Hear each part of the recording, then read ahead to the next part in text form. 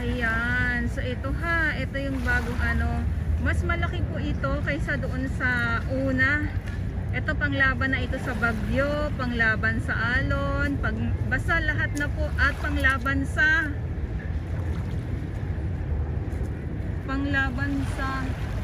mga yung mga kahoy na mga malalaki. Ayan, pwede na po yan. Hindi katulad doon sa isa na hindi pwede yon sa alon at sa malakas nga po ang hangin. Gigewang-gewang.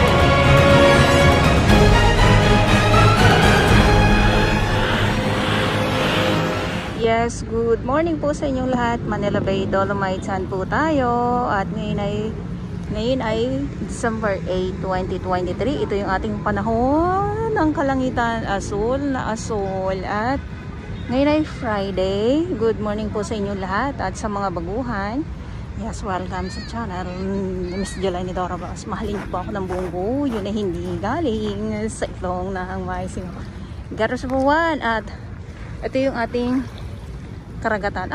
Karagatan. So yung mga ibon, may mga isda na naman dyan. At yung mga nagtatambak, yung reclamation dito sa kabilang side.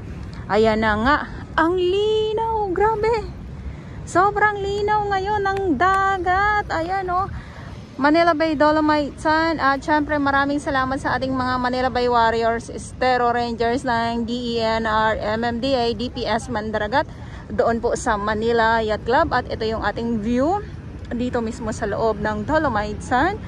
At iikot ko lang po kayo. Grabe, nakakatuwa. So pwede na mapaniguan. Meron tayong aabangan dito. Ang init. Wala pa pong alas 9. Ang init na po. Kita nyo naman po yan.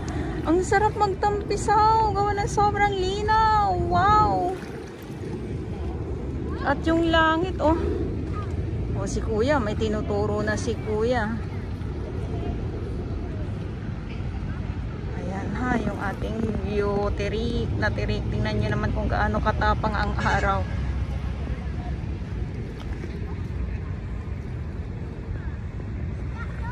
Ayan, so dahil ay medyo ganito ang ating dagat, yung mga tahong dyan ay hindi natin makita. So sabi nga ng iba, good morning po. Sabi nga ng iba, yung mga tahong daw dito na nakikita natin ay mga fake. Diba mga fake daw? Saan ka pa? Ang hirap kaya maglagay ng mga tahong na mga... Alam niyo yun, parang pupunta ka lang dito tapos magtatanim ka ng magtatanim ka ng mga tahong. So silipin muna natin dito dahil ay sobrang init. Ang linaw. Grabe. Si Madam nagtampisaw na Kamusta po ang pakiramdam, madam? Okay lang naman. Okay lang naman.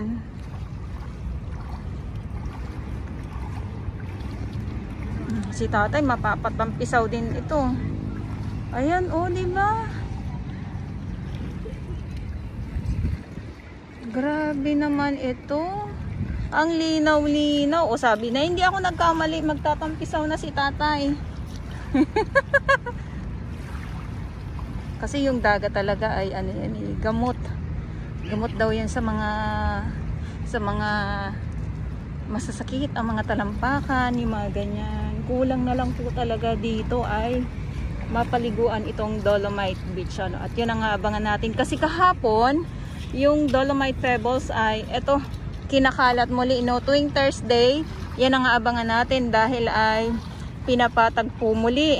At dito tayo sa kabilang side, dahil ay umaarangkada itong skimmer or yung panibagong maghahakot ng mga basura dito sa laot. Ayan, umaarangkada siya ngayon. So sa ngayon kasi ay wala talagang mga basura at nalulungkot na naman po ang iba. Nirarayuman na naman po yung iba dahil ay puro katahungan ang update natin. Malinis ang Dolomite. Saan? Gigil na gigil, nirarayuma po yung iba. Nirarayuma po yung iba. O, ang linis. O, at ang linaw mo. Grabe naman yan. O, diba? Ayan na. Ayun mga ibon. Lumapit kayo dito sa akin. Umalis na sila. Ayan. Ito yung ating view.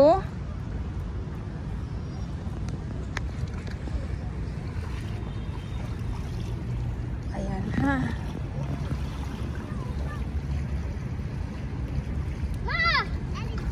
Ano ang nakuha mo, my big girl? Ay, Pebbles ang kanya nakuha.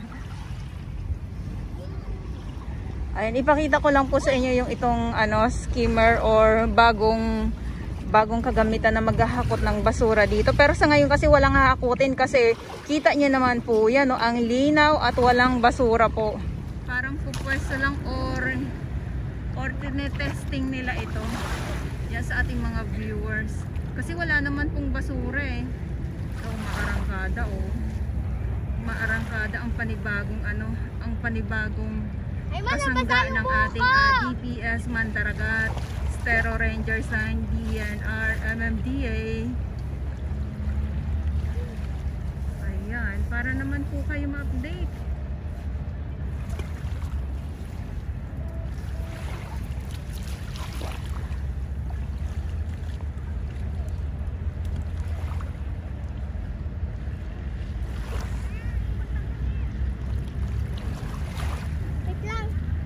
So pag ganito kaaga, alas 9 na, yes.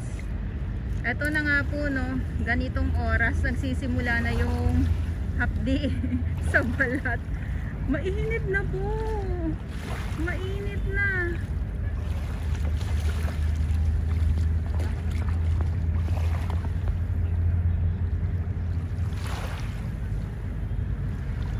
Bumarabas na itong itong skimmer. Ay, naku, naglundagan na yung mga isda.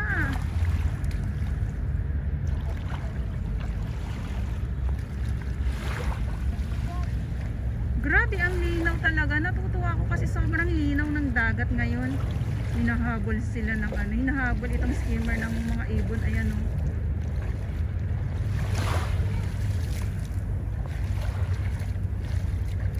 Okay, so ito muna yung update natin sa ngayong araw, Friday. At ngayon ay December 8, 2023. At sabi ko nga ay Manila Bay Dolomite Sand po tayo. At ito nga po yung panibagong skimmer na humaharabas ngayon sa laot.